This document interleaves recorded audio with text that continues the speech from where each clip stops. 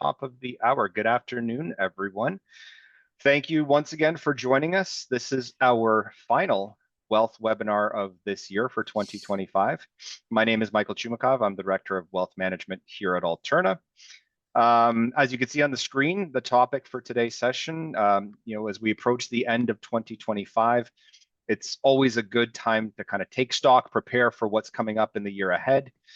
So today's session on year-end tax tips hopefully will be timely to give you some tactics to help you trim your tax exposure and make the most of your financial opportunities before the calendar turns. So year-end, often we start winding down. People take holidays and vacation, school's out, but it's also the time in the world of tax planning when we need to take some action. So we'll look at some tax savings opportunities today, prompted by both the time of year and also milestones in your life. We'll cover topics like retirement savings, family strategies, home ownership, disability needs, investments, business matters, and estate planning. There's a whole list of topics that hopefully we'll be able to get through most of them today. So whether you're looking for a head start on next year, whether you're planning for retirement, or if you simply want to make sure you're not missing any key opportunities, today's session is designed to help you keep your finances on track. So before we get started, a few housekeeping notes.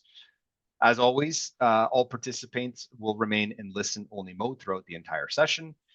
If you do have any questions, please submit them using the Q&A function on the bottom of your screen. We have received a large number of questions in advance, so I wanted to put that out there right from the get-go.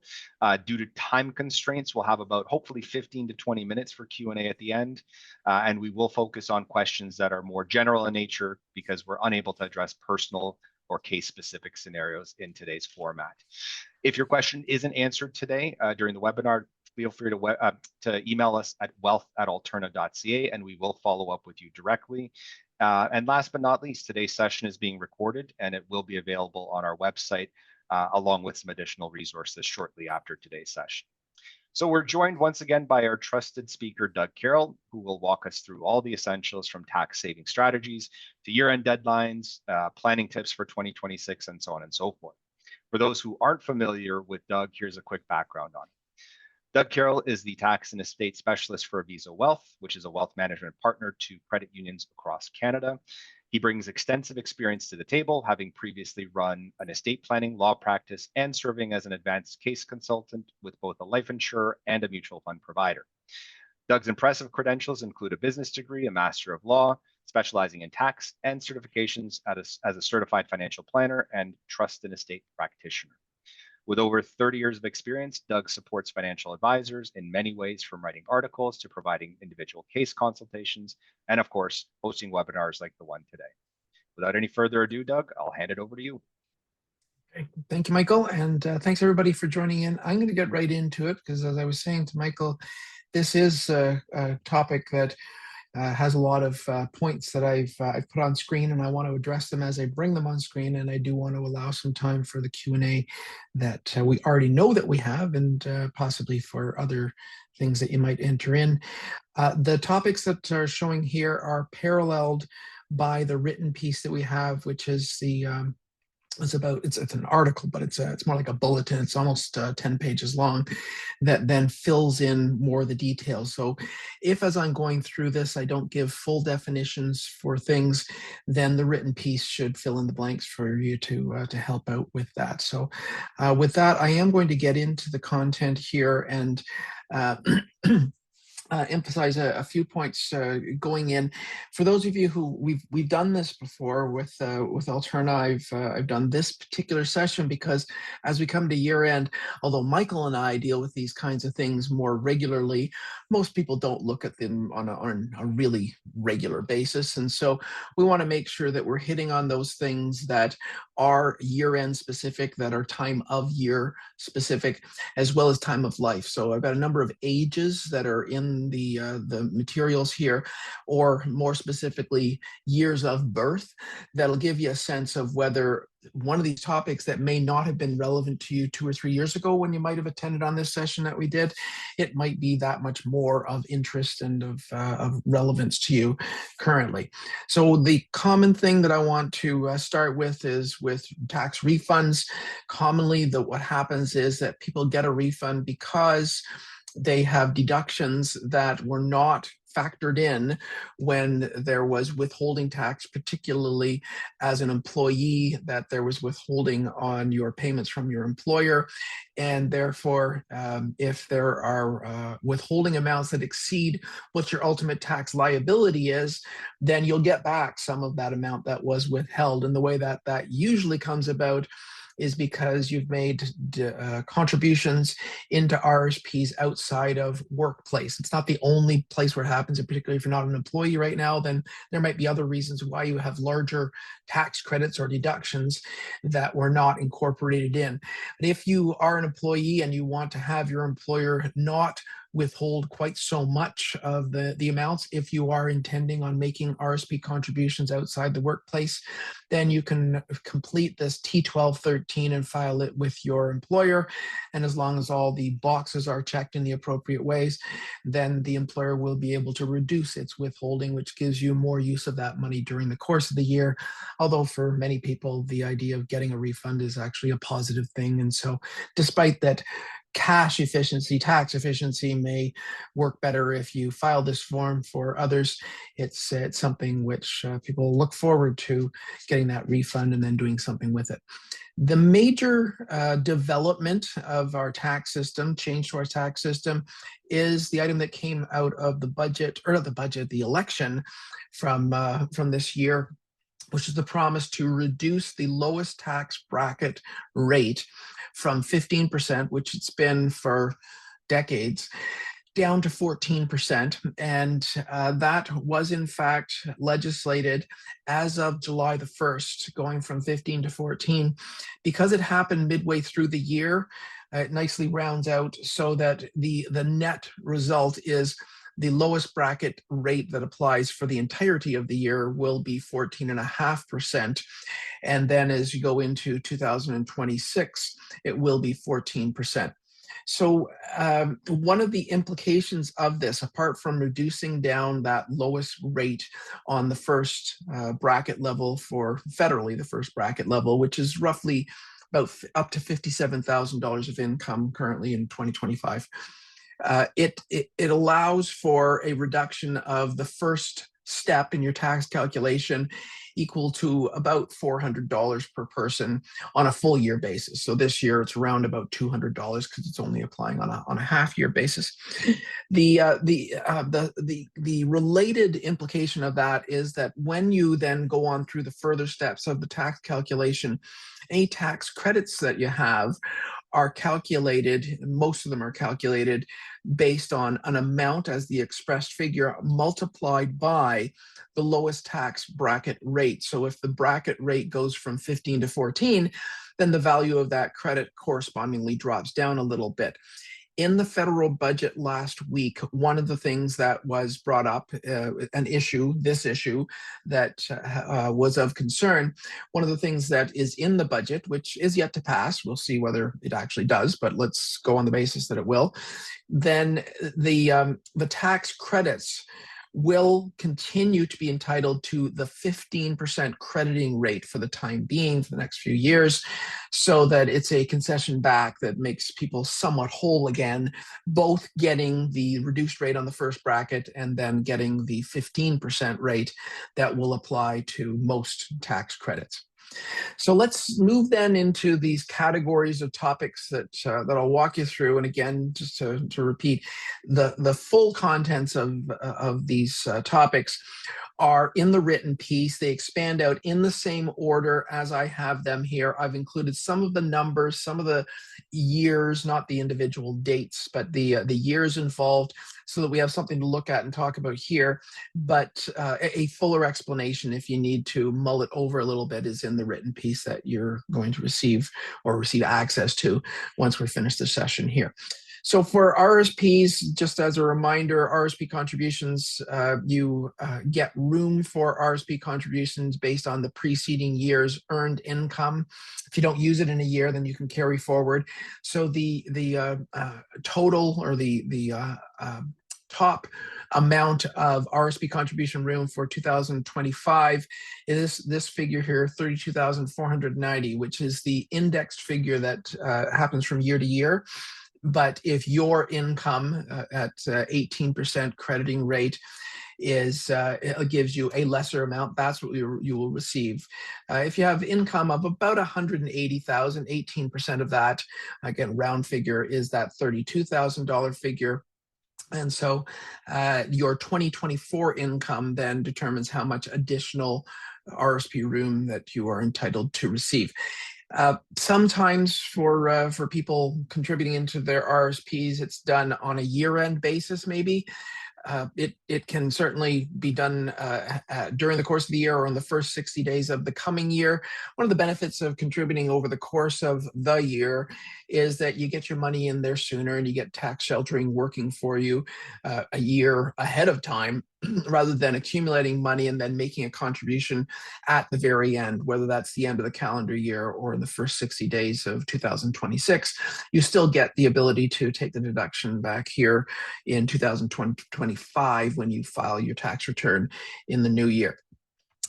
Two programs, the Home Buyers Plan and the Lifelong Learning Plan, are available to access that money in your RSP, RSP being retirement savings. It's intended as its principal purpose to allow for you to have income that otherwise would be taxed to you currently being pushed forward to be able to be drawn down in your non-working years later on in life.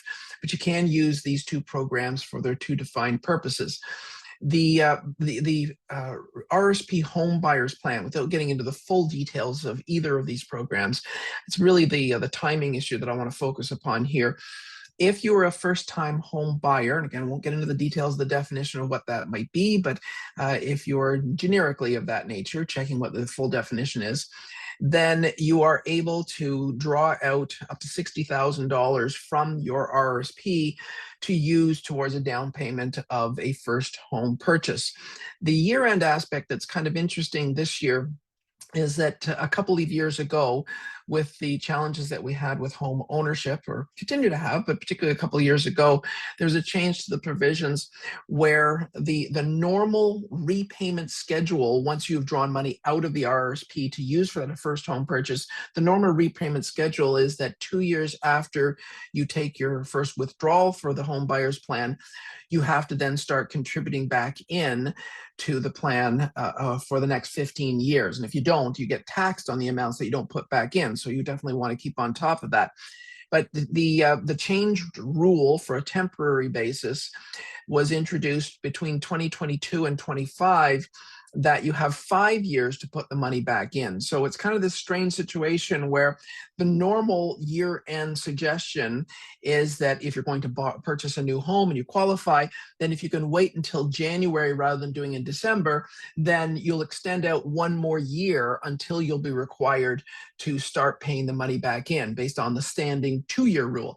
But because of this 5-year temporary rule, right now, if you take a withdrawal for the home buyers plan before we hit the end of 2025, you have 5 years before you have to start repaying the amount, so 2030. But if you wait until 2026, if you wait until after the new year, you actually have to start repaying sooner. You'll have to start repaying in 2028. So if you're in that position, if you have family that are contemplating a purchase, bear that in mind as to when you start drawing the money out of your RSP for the home buyers plan. And then for the lifelong learning plan, no changes from the standard way that it operates. Likewise, you can take money out and then you do have to get it back in again. With the lifelong learning plan, once you stopped your educational program, qualifying educational program, then shortly thereafter, you have to start paying the money back in.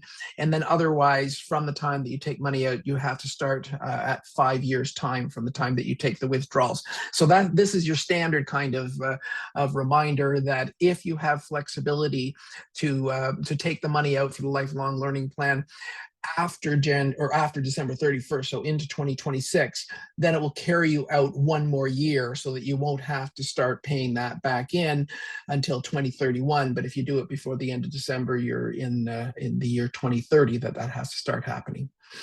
For RSPs, you can contribute into RSPs up until the end of the year that you turn 71, and thereafter you have to either with your RSP money, either cash it out or as a combination, purchase a registered annuity from an insurance company that then pays you a periodic payment, or you can transfer that money over into a registered retirement income fund. You can do those other things, the registered annuity and the RIF, before you hit that year that you turn 71, but you definitely have to do it by that point. Just as a timing matter, sometimes it can be a confusion as to, well, is it the year when I start being 71, or when I at the end of the year that I am 71? It's basically if you were born in 1954, then have a conversation with your advisor about what you need to do, because you are in that year when you have to take these steps, make those adjustments.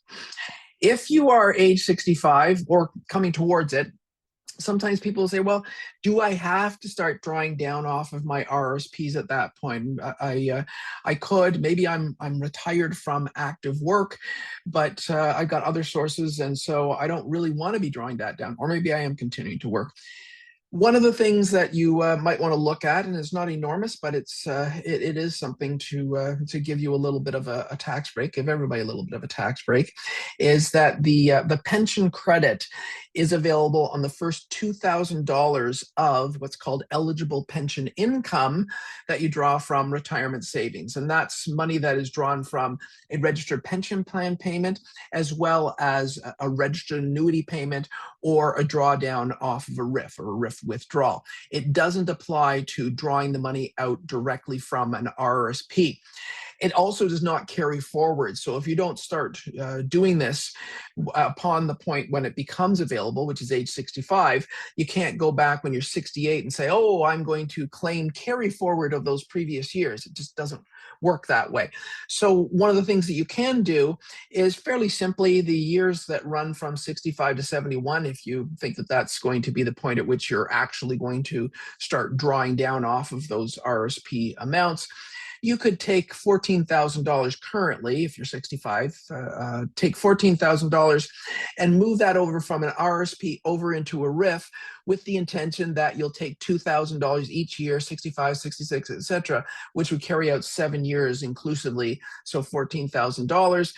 On those amounts, that first $2,000 that you take out, you'll get about $300 reduced tax on that on the federal level, plus you'll get whatever kind of reduction you get on the provincial level. So it depends on the provincial rates that apply.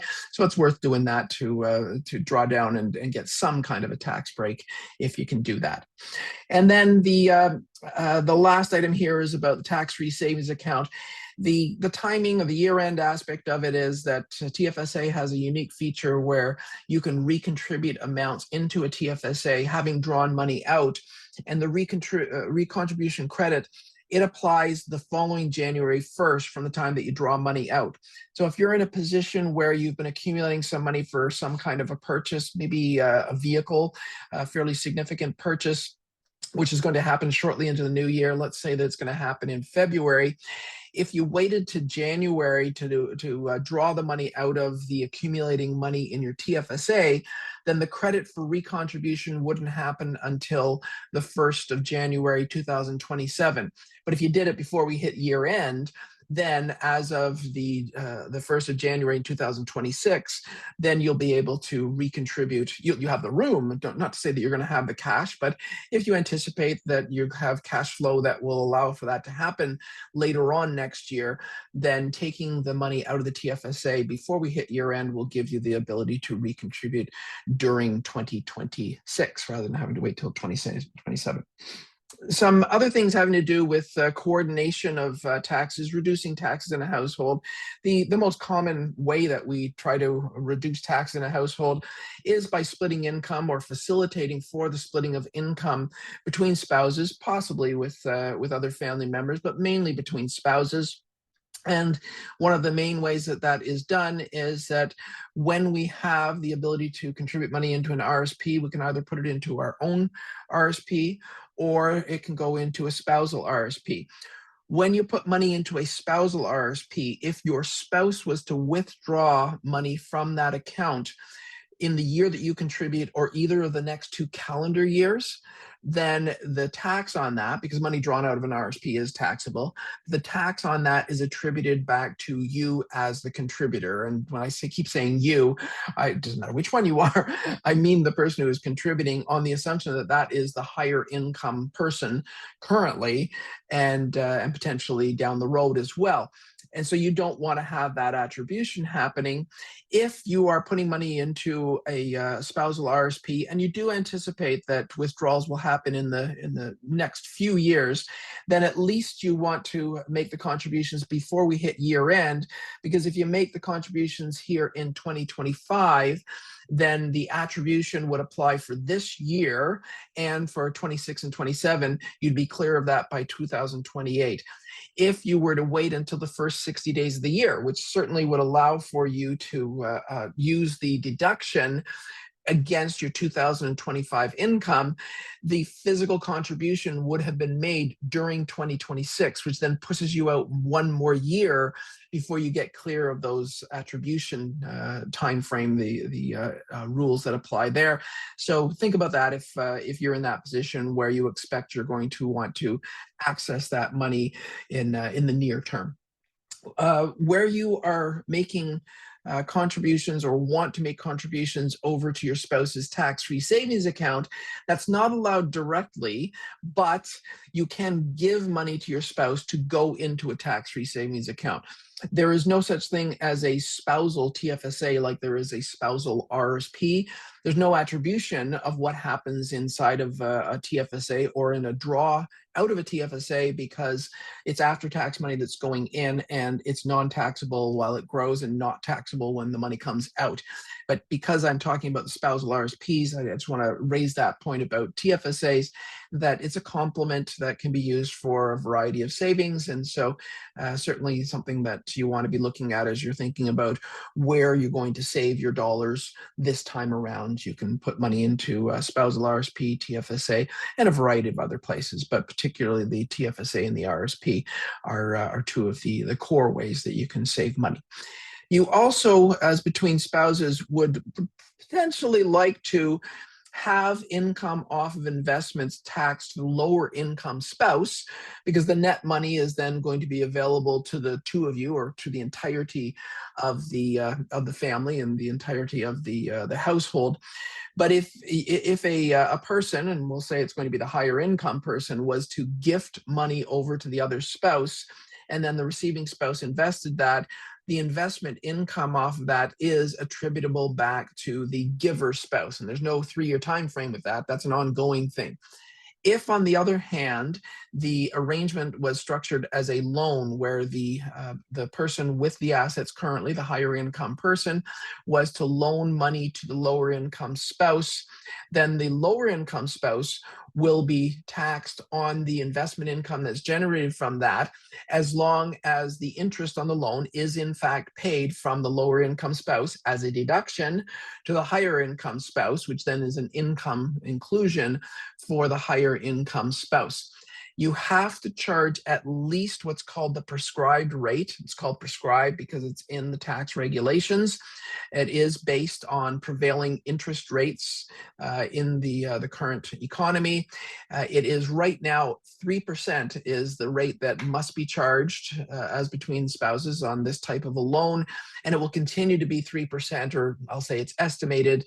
The CRA has not confirmed the figure, but the data to calculate it is available. It will still be 3% as we come into the new year.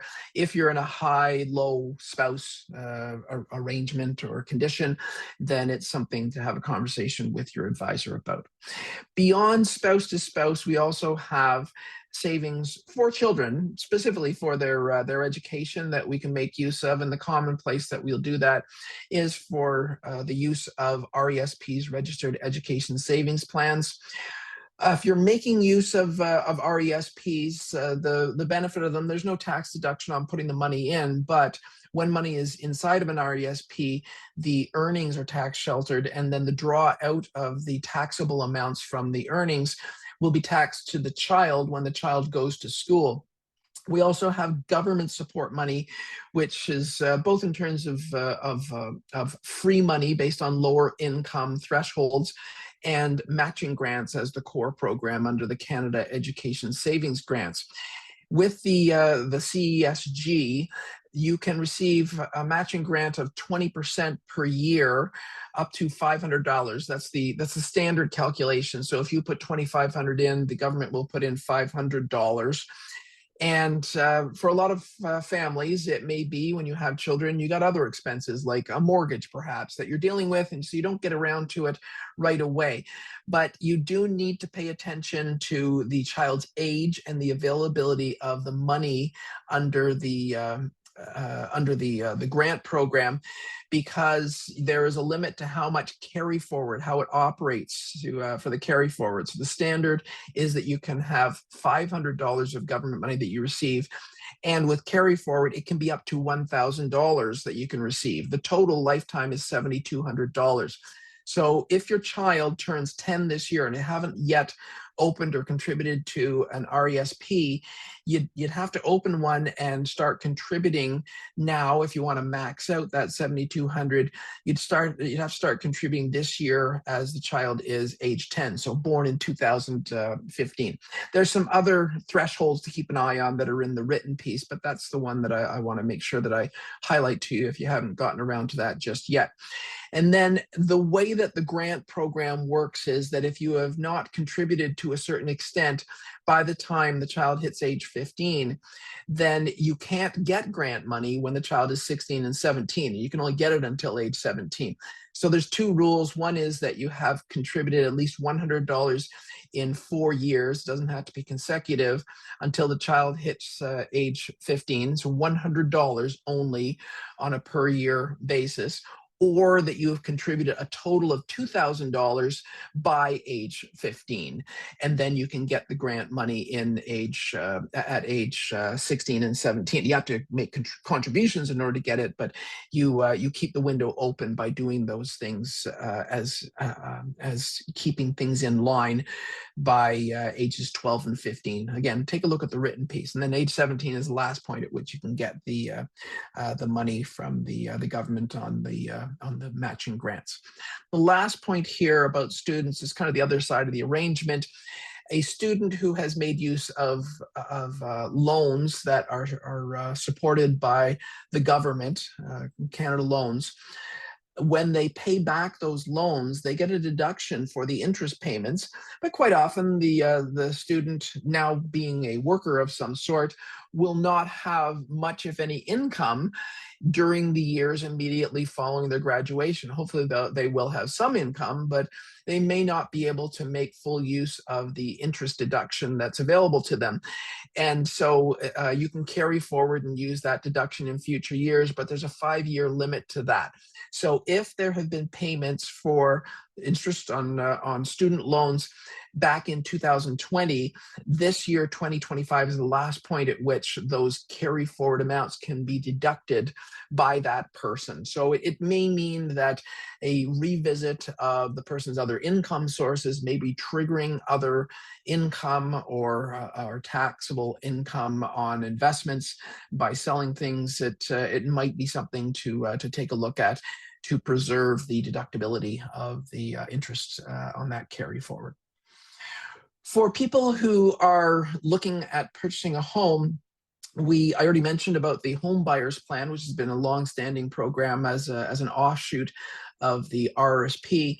We have the newer program, the First Home Savings Account, which has been very much in the news. Well, maybe for Michael and me. for we in the financial sector, we're very familiar with it, and certainly it's got a fair amount of press. So I'm not going to go into it in great detail here, but it is a specifically focused program on assisting people with saving money towards a first home purchase. It allows for you to have up to $40,000 that you can put into one of these plans, where you get a deduction when you put the money in.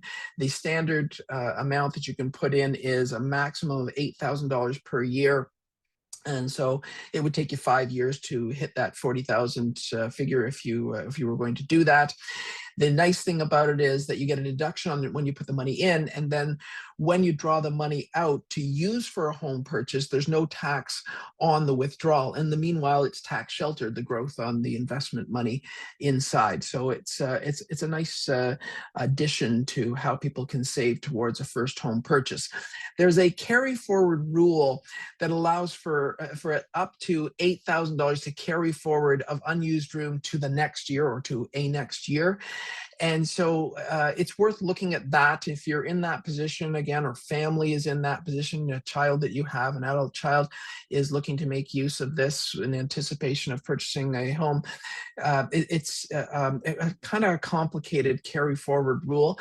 So taking a look at that before you get too close to year end can help you decide, should I put money in before I hit year end, or should I wait until next year? And to be totally frank about it, I'm in that position right now with one of my children now into his working years and making a reasonable income, and we're measuring out, will it be better to put money in before we hit year end, or wait until the new year and then put a larger amount in the new year? So have a look at that that reference to the first home savings account. That might be of use to you to make that kind of a decision yourself.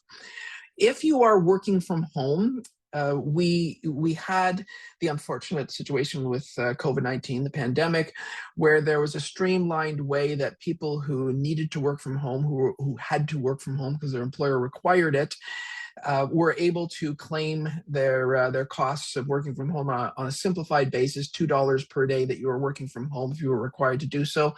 Or there was a streamlined method for reporting the activity that you were doing, which didn't require the full detailed rundown that historically has been the case. All of that is gone. So you can't do the $2 per day, and you can't do that special streamlined thing.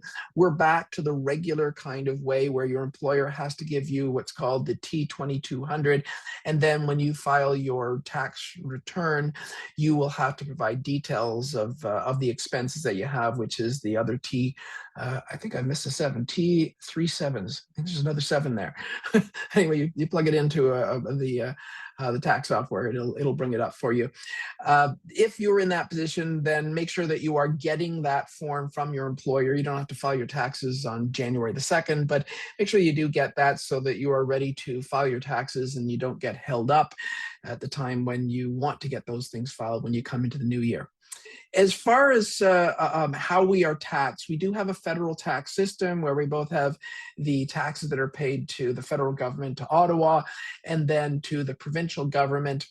If you are moving during the course of the year, you're still going to pay the same amount of federal taxes, but for provincial taxes, you are taxed in the province where you are resident on December the 31st. So let's say that you had 11 months that you were in province 1, and then you moved to province 2 in December, you're taxed for the entire year in province 2.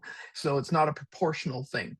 If you expect, different example, if you expect that you are going to be moving and that you're moving to a lower taxed province going into the new year, if possible, it'd be nice if you could be in that other province before you hit year end, because then you'd pay based on the taxes in that province rather than the higher tax province that you're moving from.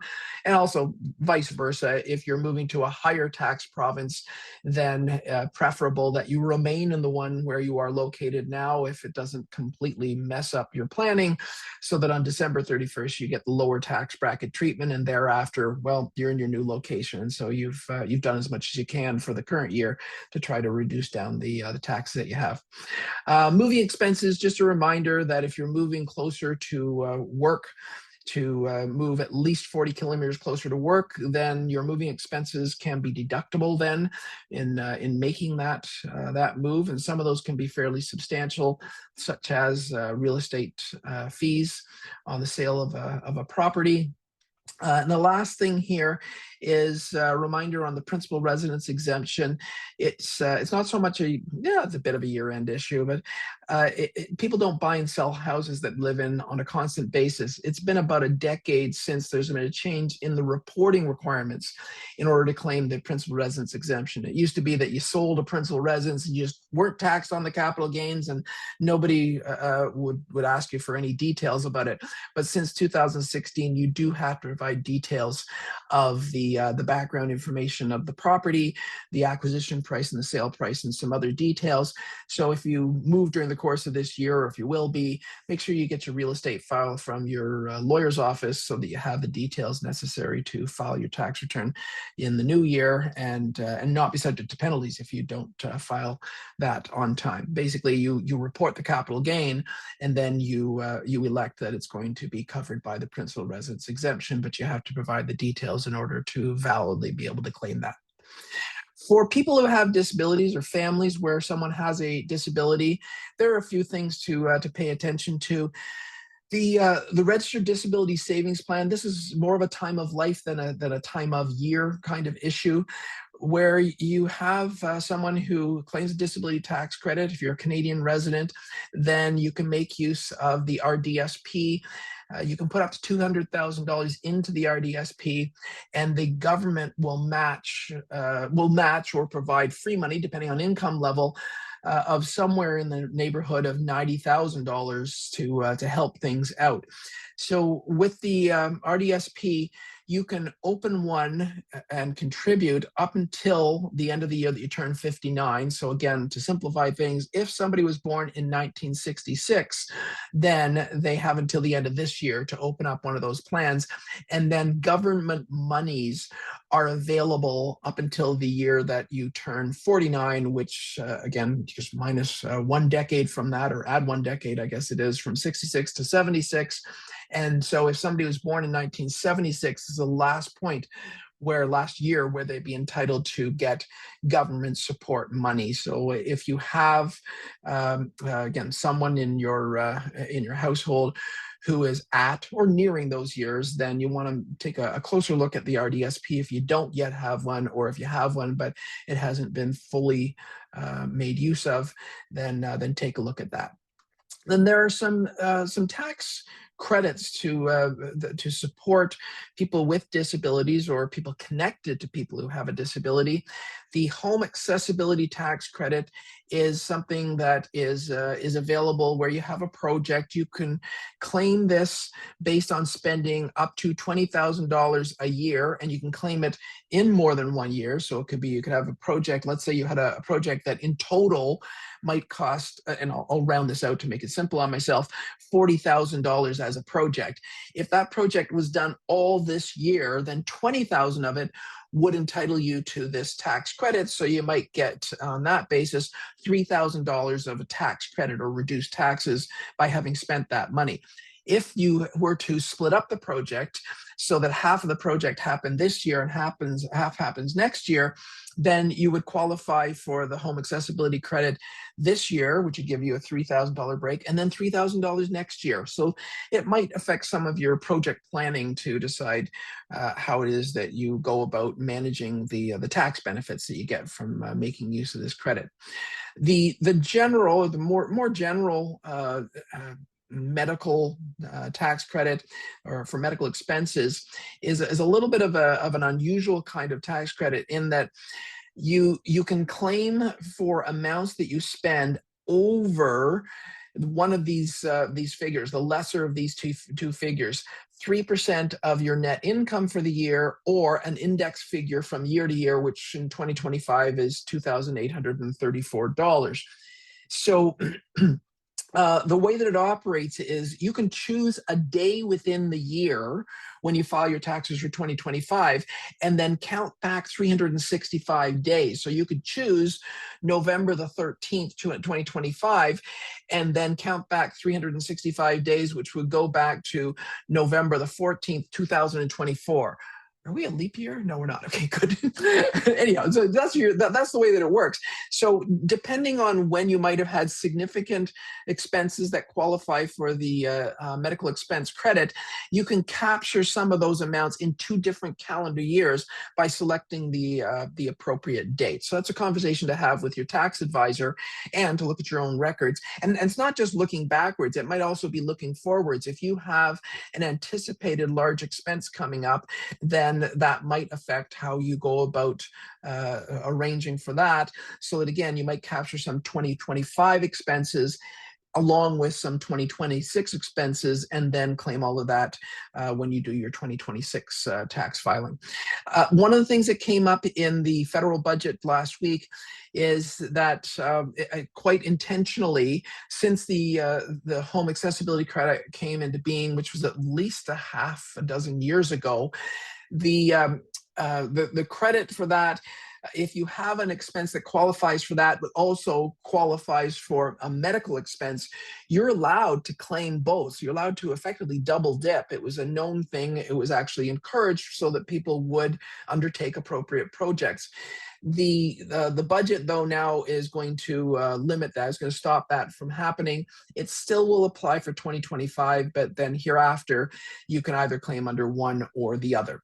The last listed item here, the multi-generational home renovation tax credit, it sounds like, or it seems a lot like that home accessibility tax credit, but in this case, it is a credit that you can obtain if you are spending money to create more accessibility for someone who claims the disability tax credit or is over age 65, a family member connected to you, where you are creating a separate dwelling connected to your own dwelling. It's got to have a separate entrance, eating facility, washroom, and sleeping area. And it applies, it's a one-time availability as opposed to the home accessibility credit, which could be claimed for different types of projects in different years, on up to $50,000 on the multi-generational credit. And it's paid based on the point when you finish the project. So if for some reason you're in the midst of a project and you're thinking, oh, well, we got to get it done, and we're going to be able to claim it over the course of multiple years, spreading it out, maybe 25,000 this year and then 25,000 next year. That's not the way it'll work. It'll be the entire amount that you spend. And I just said 25 and 25 because the maximum that you can claim on is 50. It's based on when you finish the project. So that may affect how you plan for completing a project, or maybe even extending a project if the credit's more valuable to you if it carries into a different year. The last item here, non-numbered underneath the picture, is something that was also in the federal budget that talked about a new support program, which is called the Canada Disability Benefit. It was announced a couple of years ago and now started operating as of mid-year here. I think it was July that it's actually beginning of July that it started, that provides direct financial support for people who claim the disability tax credit. You're between 18 and 64. The maximum amount you can get from it, it is subject to income, so it's reduced if your income rises, but you can get $200 per month or $2,400 a year. The uptake on that has been a bit slow, apparently, and there's concern that was raised from different corners about the cost of people applying into getting this, which mainly requires that they have a disability tax credit that has been properly filled out. The application is filled out and filed, which requires a medical practitioner to certify the condition that the person has. And commonly, those medical practitioners of whichever sort, depending on the condition, will charge for their time spent doing that. So there is a one-time $150 amount, which is going to be added on to that Canada Disability Benefit to defray some of the costs associated with people applying for the disability tax credit, so they can get that amount coming to them from the Canada Disability Benefit. For investors, one of the things that we look at towards year end for non-registered investments, so not RSPs or RIFs, for non-registered investments, where you have any capital losses must be used against capital gains in the year when they occur. And then once you've done that, any excess can either be carried back up to 3 years in time or carried forward indefinitely. So one of the things that you want to be aware of, or perhaps take a look back in your files, is that if you had capital gains back in 2022, this year, 2025, is the last point where you could have capital losses that occur this year that then can be carried back to apply against 2022. And that may mean that you have some investments that perhaps are underwater presently, but you still think are appropriate for your future investment investment prospects that you might want to sell off to trigger the losses to carry back. Be aware that in order to do that, the transaction must happen so that the tax recognition is in 2025. This is not as difficult as it used to be. It's the very next day. It's called T+1, or the transaction date +1, which is the settlement date. It used to be way back in time when people had to trade physical certificates. It was a 5-day time period you had to work through, which was a complication at end of year. So when you make a trade on December the 30th, Tuesday, then it will settle the next day on the 31st, which is the last business day of the year. Be careful when you're doing this kind of thing, and it's your advisor who you'd be working with, and you'll have to give some advance notice, because nobody wants to be doing this on the edge edge of time when things may or may not come together. If you were to reacquire the same investment within 30 days before or after, or if your spouse did that, or other types of events happened that created a complication, then you would not be able to use the loss in the way that you intend. So speak to your advisor now so that any planning for working with that can be arranged and executed in advance of any of those timing concerns. For interest, if you have borrowed money that's gone into investments, and for fees that are directly paid to an advisor, to get the deductions associated with those, you have to pay those before we hit year end. So not just billed to you, but actually paid, and then you'll be able to take the deduction when you file your taxes, your tax return in the new year for 2025. And then the last item here is about mutual funds with non-registered events. So this is not a concern for RSPs and RIFs or our ESPs, any registered accounts, not an issue. But for a non-registered purchase of a mutual fund, if you purchase near the year end before what's called the record date, then the mutual fund distributes out to all of the record holders at that time all of the income for the year. So you might be in the investment for a few days or a couple of weeks, and then you have a distribution of the income that occurred over the entire year. So you're going to pay tax on that income over the year. It sounds really, really bad explaining it that way. It actually does work out ultimately in the end when you eventually sell off the investment that it's accounted for. But in the meanwhile, you're going to have to pay tax on income that you were not even around for. So have a conversation with your advisor. Generally, the preference is to wait until the new year. I'm not going to get into the business matters. It's in the written piece. There's a few points here about businesses. If you're running a business, you should be working with your accountant, with your lawyer, to make sure that you're doing things in an appropriate way for the management of the business, but as well coordinating with your personal finances and your personal taxes. So just a couple more points, or a few more points here that I'll touch on, and then I'll let you jump in here, Michael. Charitable giving, there is no rule. Some people get the idea that, like with RSP contributions, you might be able to contribute in the first 60 days of the year and use it for the preceding year. No such rule. You need to make charitable contributions before you hit year end in order to get the donation credit for the current year.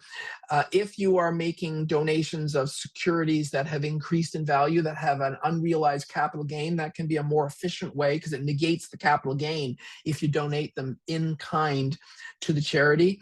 Then that's something which can be a much more effective way to make use of your donation dollars. Again, like with just generally selling assets and triggering capital losses, talk with your advisor soon and with the charity involved to make sure that everything can be lined up and can be executed before we hit year end. With registered plans rollovers like an RSP or a RIF, if you are in the situation, unfortunately, where a spouse died in 2024, and for whatever reason, there hasn't yet been a transfer, a rollover of the account to you, which is intended. You are the beneficiary on it, but it hasn't been done yet.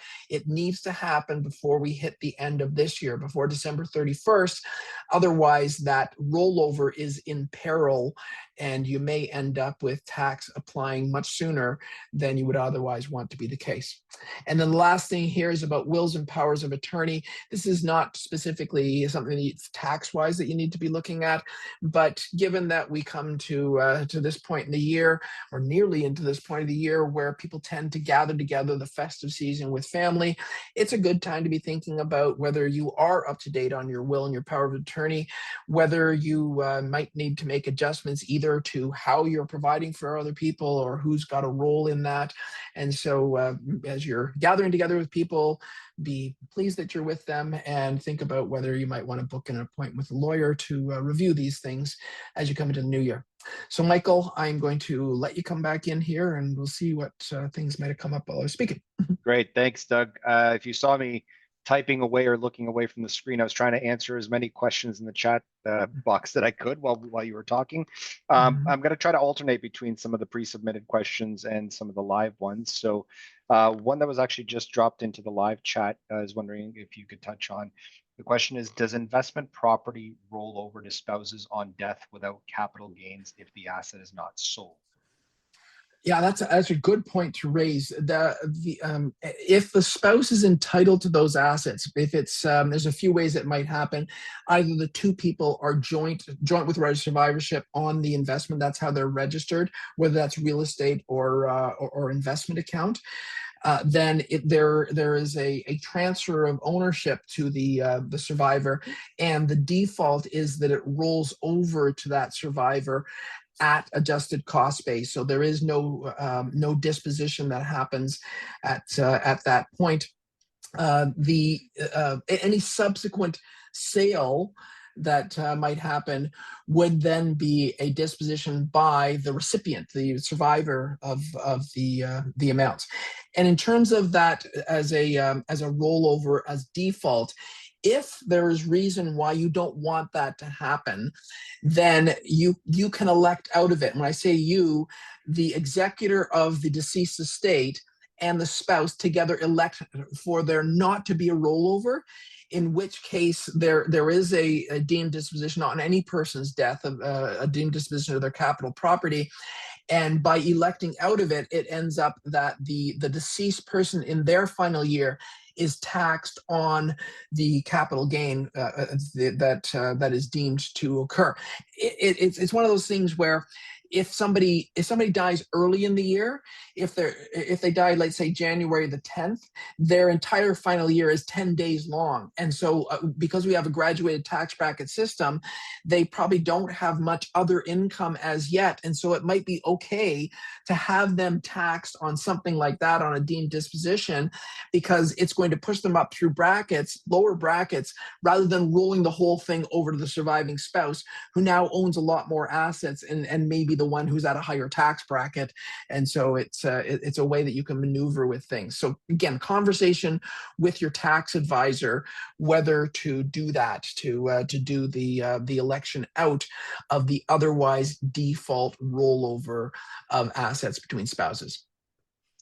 Great, thank you. I'm going to turn to one of the pre-submitted questions, or a combination of questions rather. Could CPP, OAS, or work pensions be split between spouses, and does income splitting apply to superannuation? Okay, so I'm going to leave aside superannuation, because superannuation in some contexts is just the equivalent of a pension, and so I don't want to get into definitions of things that might be confusing. I don't think I could do it proper justice. With Canada Pension Plan, between spouses, you can elect to split your credits at one point in time. And you basically, each of you contribute into the credits that you've accumulated during the course of your relationship into the pool, and then you split them in half. So if one, just for simplicity, if one had 5 of credit and the other had 3, you both put those amounts in and you each take out 4. And so your ongoing payments from the Canada Pension Plan are based on having split those credit entitlements that the two of you have. There is no splitting that's available with the old age security, and in the pension income splitting, which I think was part of that question, or the premise of the question. Pension income splitting is the ability for retirement income sources like registered pension plan, RIF payments, and pension and registered annuities, for those amounts to be split between spouses, where you, having received that, you can split up to 50% of what you received over to your spouse, and you can make that election on a year-to-year basis. I think that's probably enough to try and go into all the different variations there, but I think I touched on most of the main points. And if you're looking for articles on that, we've got articles. So ask your advisor directly if you want some more details on those breakdowns. Great. Thanks, Doug. I'm going to try to combine a couple of questions here, and fully acknowledging that this is a broader question here. What are the, can you give some either tips or tactics for sole proprietors or small business owners to reduce their taxable income before the end of the year? That's going to be really situation dependent whether you can do anything about that. I would say that don't get your hopes up too high that here mid-November you're going to be able to reduce down your taxes on your business income as a sole proprietor between now and the end of the year. If you were incorporated, then there may be ways that you can defer off the eventual taxation of the amounts, particularly if you pay bonuses to yourself. And that's one of the points actually that's in the written piece for an incorporated business. But as a sole proprietor, basically, you do have to distinctly account for the business activity and the net income on the business activity, but that is part of your own income. So you total up your income and from those other sources, as well as your net income from the business, you get pushed up through brackets and you pay higher rates of tax on the higher levels of income, similarly to somebody who is a straight up employee. So at this point, I think that it's not likely. Don't get your hopes up too high. Talk to your accountant about that, though. If you're looking to make some adjustments, maybe there's some things you can do, but it's really impossible to make a general comment about it that would be of any use to you other than to talk to an accountant. Fair enough. Fair enough. I'm going to switch back to the live questions now, Doug. So first one is, can an investment roll over to a child upon death of both parents if the child's name is on it? Nope. There's no rollover to a child. You can roll over between spouses because that's the default rule, that you can roll between spouses during lifetime or upon death, but there's no rollover to a child. Doesn't matter if their name is on title. The disposition occurs based on the death of the parent. So assuming that we don't have the parents, well, maybe they die together, the unfortunates, but once one parent dies, then you have the rollover of the interest from that person over to the survivor. And then if the child is added to the account or the real estate at that point, that technically is a disposition of some portion of the value when the child's name is added. And then upon the death of the parent in that continuing example, you would then have a disposition of the parent's interest on the child then taking that over. The tax on disposition would be the responsibility of the parent in their terminal year, which then the estate would have to deal with that. The value of the account, if the child's name is on there and if it is properly put together as a joint with right of survivorship, then the child would have the legal ownership of it, but the tax bill would have to be dealt with at the deceased parents or in the deceased parents' estate. No rollover, sorry. That's the short answer to come back to it. And I guess one was just dropped in that I think we could probably segue into this because similar in nature. By just adding your name to an investment that your spouse owns, does that trigger a capital gain? We're trying to avoid probate, but don't want to trigger a capital gain. Yeah, so if you have spouse names added on, that is a deemed disposition. Don't just to be overly technical about it, but that is a deemed disposition, but because the spouse, it's automatically a rollover nonetheless. And so there is no tax that applies that's triggered at that point by adding a spouse's name onto an account. Great. Well, we are at the top of the hour, Doug. As always, these sessions fly by so fast, but thank you as always. I think you provided a lot of valuable and certainly timely information for everyone on the line. Thank you to everyone that joined us today. This is, like I said at the top of the session, this is our final webinar of this year. And we hope that the discussion today gave you some practical ideas and some confidence as we wrap up 2025 and look forward to the new year 2026. If you do have any questions, or if we were not able to address the questions that you had asked, please do email us at wealth@alterna.ca, and we'll be happy to help as always. Now, before we wrap up, I wanted to provide a couple of quick reminders. As I mentioned at the top, you will receive a short survey soon. We would love to get your feedback, as that helps us to continue to deliver engaging and relevant topics such as the one that you heard today.